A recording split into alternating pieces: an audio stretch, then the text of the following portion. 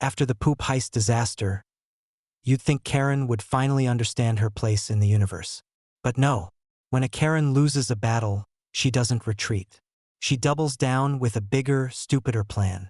One weekend, I left for a short cattle sale trip, just 2 days.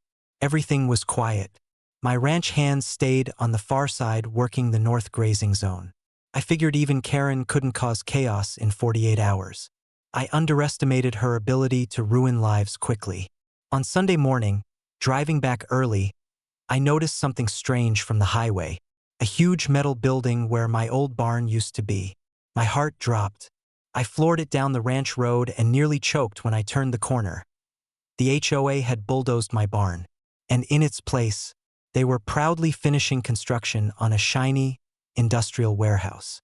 Workers in bright vests, forklifts beeping, concrete trucks pouring. Like they owned the place. And who was standing in front? Arms crossed like a dictator unveiling a palace. Karen.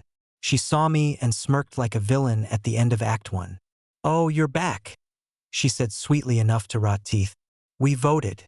This land is now designated HOA storage." "You tore down my barn," I said flatly. "No," she corrected. "We demolished an unapproved structure blocking our community development plan." "You're welcome." I stared at her. She genuinely expected thanks. That barn stored feed, tools, generators, years of equipment. And now, she said, it's storing progress. Something inside me snapped a little. "Karen, you have zero authority here. This isn't HOA land. It's my private ranch." Karen lifted a folder thick with papers. "I found a loophole. Your boundary markers were old. We filed an emergency zoning correction and acquired this strip of land." She said acquired like she stole a French fry from my plate, not bulldozed my livelihood. "Oh, but here's the twist." While she laughed, I took out my phone and opened my land survey app. The one linked directly to official county GIS records, updated last month. I turned the screen toward her. The map clearly showed the warehouse was 30 feet inside my property line.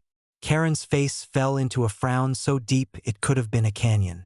"No," she whispered. "That's impossible." "Oh, very possible." I dialed the number I never wanted to use, my lawyer's emergency line. He answered on the second ring. "Tell me they didn't," he said. "They did," I replied. He sighed. "This is going to be fun. Don't let them leave." Within 35 minutes, 3 sheriff cruisers pulled up, lights flashing like a disco of doom. The sheriff looked at the metal monster of a warehouse. "Who authorized this?" Karen proudly stepped forward. "I did." He raised a brow. "You personally authorized construction on land you don't own?" Karen flinched. "I thought the HOA voted, and, ma'am," he interrupted. "You just committed property destruction, fraud, and illegal land seizure." Workers dropped their tools and acted like they didn't know Karen. The sheriff ordered, "Everyone step away from the building. This entire structure is subject to immediate legal freeze." Karen gasped. "You can't freeze a building." "Oh, we can," he said. "And we will." Then my lawyer arrived with a folder thicker than Karen's criminal future. He grinned at her like a wolf spotting a wounded squirrel. "Congratulations, Karen. You also just destroyed over $700,000 worth of private property. Expect a lawsuit so big they'll teach it in law school." Karen went pale. I was helping the community. By building a warehouse on someone else's ranch?" She squeaked. No words. Nothing. Brain buffering. The sheriff cuffed her again. As she was being hauled to the cruiser, she screamed out the window, "I will appeal this. The HOA owns everything." The sheriff tapped the window. "Ma'am, you are the HOA. Everyone else quit." Silence. For the first time in history, Karen had no comeback. But her silence didn't last long, because in 4111, she convinces what's left of her imaginary HOA to hire armed guards, who make the worst mistake possible.